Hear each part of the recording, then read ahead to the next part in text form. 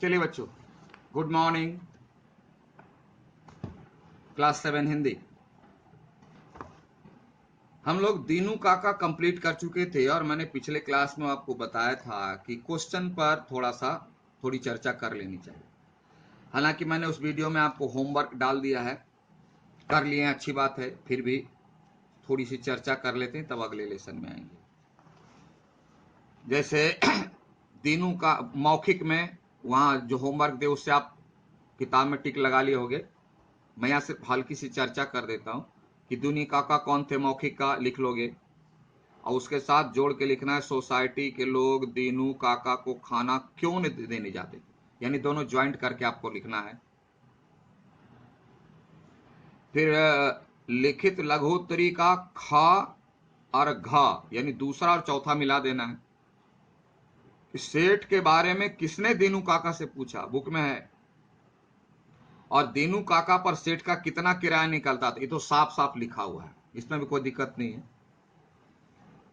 फिर ग को अलग रखना है, संभव की टोली के सामने क्या प्रस्ताव रखा, अलग नहीं, इसको नीचे जोड़ देना है दीर्घ उत्तरीय से कि बच्चों के पास कितने पैसे थे और वे उन्हें कहां से मिले, इसके साथ जोड़ करके। ये भी आपके बुक में है और वीडियो में भी मैंने बता दिया। फिर दीर्घ उत्तरी का ख और ग मिला देना है कि दीनू काका का चरित्र कैसा था, अंत में सेठ क्यों शर्मिंदा हो गया, इसको मिला करके। तो दीनू काका का चरित्र में दीनू काका के 3 ऐसे स्वभाव को लिखना है जो आपको द बेस्ट लगा।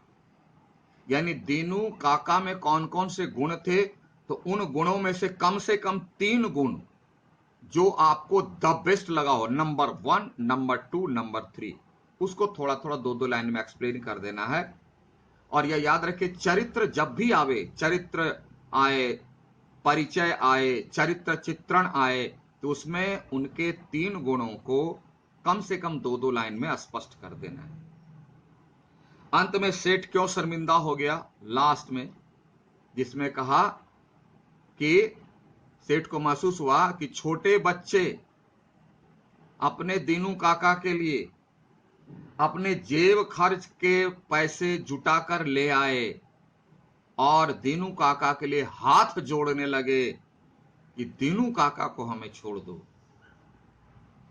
तो बच्चे जब, जिनके पास कुछ भी नहीं था, उन्होंने अपने जेब खर्च के पैसे, यानी उस पैसे को अपने लिए ना खर्च कर करके दीनू काका के लिए, उनकी भलाई के लिए, उनकी तकलीफ को मिटाने के लिए, देने के लिए तैयार हैं, लेकर भी चले आए हैं। और एक सेठ है जिनके पास बहुत पैसा है, वह कुछ नहीं कर पा रहा है। बंसल अंकल कुछ नहीं कर पाया, सोसाइटी के लोग कुछ नहीं कर पाया, सेठ तो कर सकता था कि उसके पास तो बहुत पैसा है। तो इस बात को महसूस करते हुए सेठ को शर्मिंदा हो गया कि लानत है उस सेठ पर कि जिनके पास इतना पैसा रहते हुए कुछ नहीं कर पा रहा है और छोटे बच्चे इतना बड़ा काम करने के लिए सामने खड़े हैं, इसलिए उनको शर्मिंदा होना पड़ा। लास्ट वाले में है, इसको आप समझा के लिख देना है। तो ठीक है, तो लिटरेचर यहां तक दीनू काका को क्वेश्चन के बारे में बोले थे, बता दिए। और आप जो है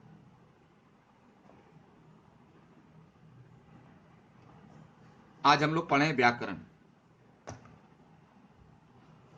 ठीक है, आज पढ़ेंगे व्याकरण, क्योंकि हिंदी लिटरेचर का लेसन समाप्त हुआ और व्याकरण में हम लोग पढ़ रहे थे, संधि हम लोग देख चुके थे, संज्ञा आ जाइए, संज्ञा में, तो संज्ञा तो आप लोग बचपन से पढ़ते आए हो, लेसन नंबर 6 है ना, संज्ञा पढ़ते आए हो नहीं? किसी प्राणी, स्थान, व्यक्ति, भाव आदि के नाम को संज्ञा कहते हैं। इसके मूल भेद हैं 3, व्यक्तिवाचक, जातिवाचक, भाववाचक, 3 है। इसमें सिर्फ इतना आपको ख्याल रखना है, जो ट्रिक में बता रहा हूं, कि जिस संज्ञा शब्द रूप से एक का पता चले, एक का व्यक्तिवाचक, पर्टिकुलर, जिस संज्ञा शब्द रूप से सभी का पता चले, सभी का, पूरी जाति, पूरा इंटायर, सब का पता चले, जातिवाचक, एक व्यक्तिवाचक, सब जातिवाचक। तो उसी के जैसा सब, जैसे आदमी है तो आदमी पूरा, पूरी दुनिया का आदमी, कलम पूरी दुनिया की कलम, सब बीच में कोई नहीं, एक स्टार्टिंग 1 और स्टॉपेज कहां, ऑल, सब, पहला व्यक्तिवाचक, दूसरा जातिवाचक, और तीसरे में क्या है देखिए, जो हम, यानी जिसे हम इन आंखों से देख नहीं सकते, छू नहीं सकते, तो क्या कर सकते हैं, सिर्फ महसूस कर सकते हैं, एहसास कर सकते हैं, भाववाचक। ये पहचानने का तरीका है कि जिस संज्ञा शब्द रूप से ऐसे वस्तु आदि का पता चले जिसे देखा नहीं जा सकता, छुआ नहीं जा सकता, बल्कि सिर्फ एहसास किया जा सकता है, भाववाचक। अब उदाहरण सब दिए हुए हैं, देख लोगे, बहुत तो पढ़ चुके, बहुत पिछले क्लास में। अब जो बड़ी बातें हैं कि परिवर्तन, परिवर्तन मतलब एक संज्ञा से दूसरी संज्ञा में बदलना, ये आपके लिए नई चीज है, तो ये आप इसे पढ़ना पड़ेगा, पढ़ करके दिमाग, समझ करके दिमाग में रखना पड़ेगा, और जरूरत आने पर उसे लिखना पड़ेगा। तो इसके लिए कोई जो है फॉर्मूला ऐसा नहीं है, कोई अलादीन का चिराग जादू कि डंडा घुमा दिया आ गया। आपको प्रैक्टिस, जितनी किताबें आपने पढ़ी हैं आज तक, जितना भी लेसन पढ़ा है, उसको ध्यान में रखिए, और पहला काम कीजिए कि हाथ में पेंसिल लेकर के, हाथ में पेंसिल लेकर के बुक को सामने टिक लगाइए, जिसका अर्थ आपको मालूम है, यानी जो आप जानते हैं उसको टिक लगाइए। तो आप देखिएगा कि आप बहुत कुछ पहले से जानते हैं, बहुत कुछ पहले से जानते हैं, बहुत सारा शब्द है आप यूज करते हैं, है ना? तो आप देखेंगे तो पता लग जाएगा कि आप बहुत कम ऐसे शब्द हैं जिसका अर्थ आपको मालूम नहीं है, या जो आप नहीं बना सकते। तो इसमें जो है आप देख लीजिए, देख लीजिएगा इसे, जैसे बच्चा तो बना बचपन, तो बच्चा से क्या बनता है, लड़का से क्या बनता है, भ्राता। अब ऐसा नहीं समझना कि बच्चा ता तो है सब में पंत, भ्राता था भ्रातापन, ऐसा नहीं होता है। इसको आपको थोड़ा याद करना पड़ेगा कि सर्वनाम से कैसे बनता है, विशेषण से कैसे बनता है, क्रिया से कैसे बनता है ना? तो ये सारे आपको याद करना पड़ेगा, आप याद कर लेंगे। और अंत में एक बात और बच जाती है, जो आइए पृष्ठ संख्या 52, पेज नंबर 52 में, कि कुछ, लास्ट वाला, कुछ वैयाकरण यानी जो ग्रामर के विद्वान हैं, संज्ञा के 2 भेद और मानते हैं। बोला 3 तो है, ठीक है, व्यक्तिवाचक, जातिवाचक, भाववाचक है, लेकिन 2 और है एक्स्ट्रा। बोला कौन? तो द्रव्यवाचक और समूहवाचक, यानी कुल मिला के ये लोग 5 बनाते हैं। तो चलिए, विद्वान हैं, बड़े हैं, उनकी बात माननी भी है, समझना भी है, तो दो इसको भी देख लेते हैं। देखिए, द्रव्य क्या है? द्रव्य का मतलब हुआ क्या कि लिक्विड या मेटल जो हो।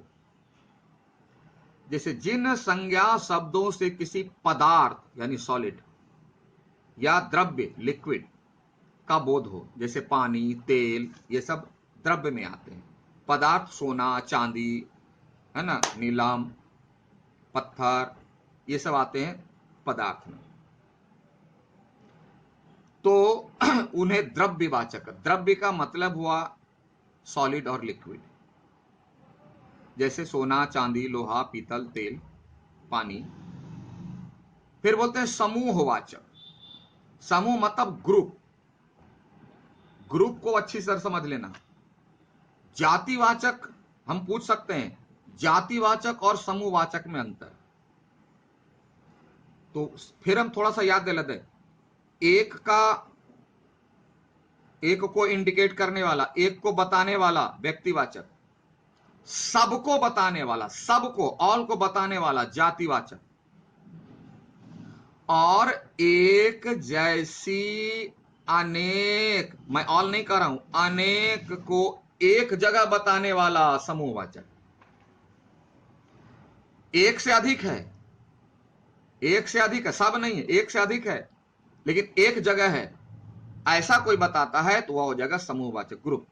जैसे आपको उदाहरण बताऊं, एक यह व्यक्तिवाचक, यह कलम व्यक्तिवाचक। अब ये है, देखिए आपको दिखा है, एक से अधिक है ना, सब नहीं है, दुनिया की सारी कलमें नहीं है, एक से अधिक है यानी अनेक है, और एक जगह है, तो ऐसे को कहते हैं समूहवाचक। ऐसा वर्ड कोई आएगा जैसे भीड़, तो भीड़ में क्या होता है, आदमी रहते हैं, लेकिन क्या सभी आदमी रहते हैं, दुनिया के सभी आदमी नहीं। क्या एक आदमी से भीड़ बनती है, नहीं। तो एक भी नहीं है, सब भी नहीं है, बीच का है।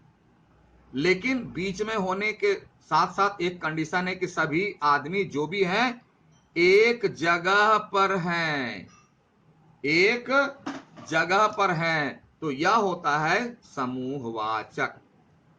समूहवाचक मतलब इंक लग गया था।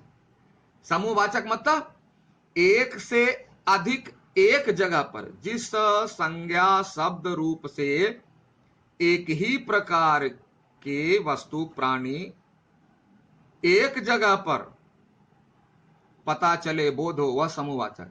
जैसे देखो कक्षा, तो कक्षा में क्या है, विद्यार्थी। क्या सभी विद्यार्थी, न, एक से अनेक विद्यार्थी, एक जगह, क्लास। झुंड अभी बताए, दल, ग्रुप, ग्रुप में एक व्यक्ति से ग्रुप नहीं बनता, और ग्रुप में दुनिया के सभी आदमी नहीं रहते, एक से अधिक रहते हैं, 4, 5, 10, 20, 50, 100, लेकिन एक जगह है, उसको बोलेंगे दल, ग्रुप।